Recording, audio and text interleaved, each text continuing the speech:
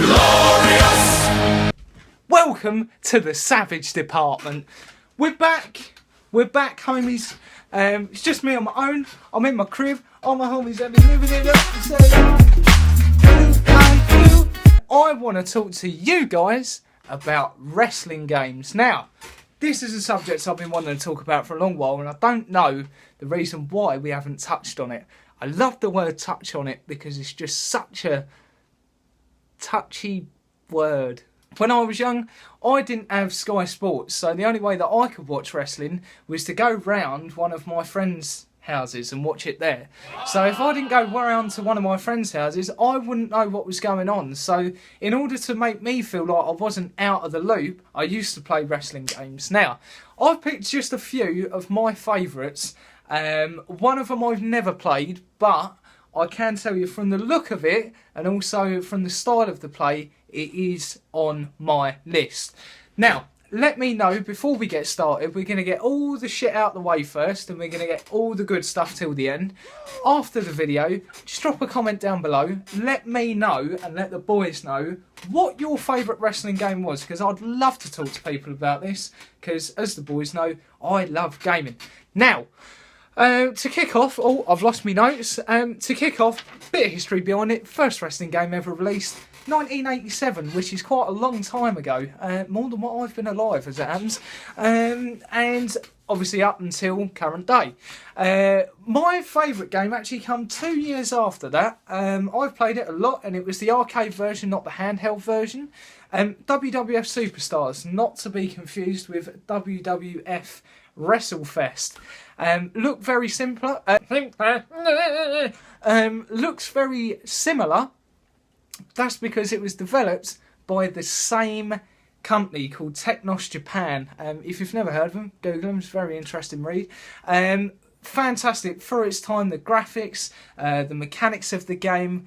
Oh my goodness, absolute game changer, and no wonder people caught on instantly. If you've never played it, give it a little Google. I think you can play it online. Let me know, because that is such a fantastic game. Next one was a massive leap to 1999, WWF Attitude. This was the game that I said I never played, but it was released on PlayStation, Dreamcast, Nintendo 64 and the Game Boy Color. What a fantastic handheld console that was. Not Nintendo. This was the very first game to have wrestling commentary. Jim Ross, Jerry the King Lawler. It looks fantastic. I've never played it, but if somebody has listening to this, let me know what it plays like, because if it's that good, I'm going to go out and I'm going to go and buy this game. So please let me know. But it looks like a very early... It shouldn't be in the 90s, like late 90s. It should be very early 2000s, like 2003, 2004. That's what it looks like. I don't know whether that's what it plays like, but it looks like that. It looks like a very successful, good game. So hats off, doffing my cap to whoever created that game. So well done, sirs and ladies. Next one of my favourites, 2000, released was WWF SmackDown!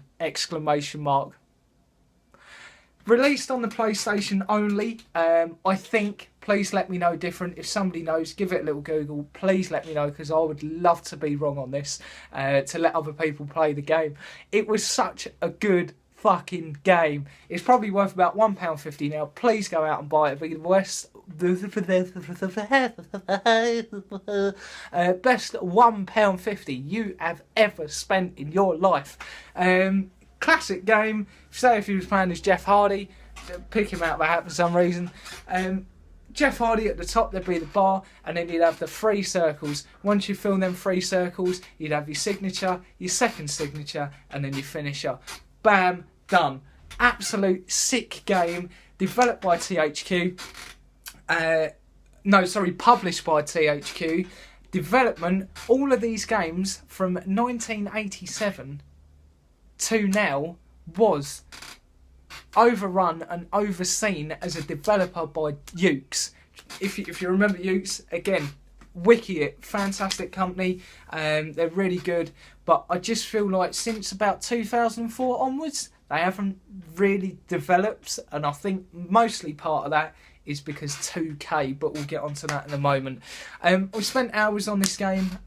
With that, like I say, smooth mechanics done by THQ. Again, hats off to THQ because they're a fantastic gaming company and they kept me, and I'm pretty sure a lot of young adolescents, glued to their screens whilst their mum was pulling their hair out, telling them, do your fucking homework! Ah! Next one. Now, put it on the list just for comical purposes only. It was such a shit game, but 2003 released WWE Crush Hour. If you don't remember this, it was only on PlayStation 2. It was, I think, again, please let me know if I'm wrong. It was vehicles in a destruction derby with wrestlers driving the vehicles. What a heap of shit. I actually think the game sold quite well from what I remember. I haven't looked up the numbers, but from what I remember, the game sold quite well. For me, it's such a shit and comical game. I had to put it on here because I really hadn't seen anything like this before, and it just deserves a spot on here just for the gall and the money to be produced into the game itself. So hats off to whoever done that, because that was a ballsy move. Next, we have my absolute favourite game. I spent so many hours to this, jacking off to Tori Wilson and Trish Stratus. And it was so bad because there was 3 pixels. Oh, what a sad life I lived. 2004 WWE SmackDown vs Raw, only on PlayStation 2.